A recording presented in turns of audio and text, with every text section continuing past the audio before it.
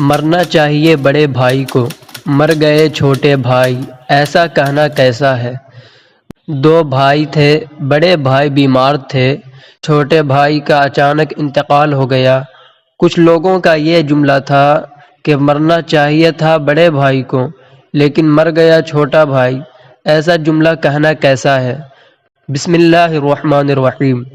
اس کا جواب یہ ہے کہ موت کسی مخصوص عمر یا وقت پر نہیں آتی، بلکہ یہ ایک ایسا امر ہے جو اللہ تعالیٰ کی طرف سے مقرر ہے اور اس کا علم اسی کو ہے۔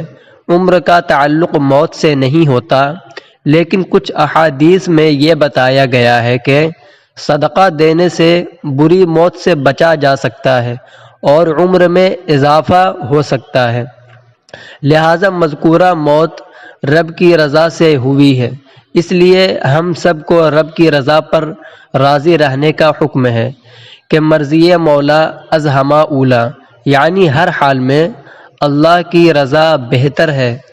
ہر انسان کی موت کا وقت اس کی تقدیر سے معلق ہے اور موت آنے کا جو وقت تقدیر میں لکھا ہے اسی وقت پر آنا ہے، اور یہی ایک اٹل حقیقت ہے۔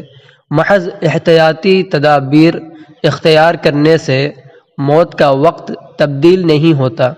کچھ لوگ باوجود زیادہ احتیاط کرنے کے ایسی عمر میں انتقال کر جاتے ہیں جو وہم اور گمان میں بھی نہیں ہوتا۔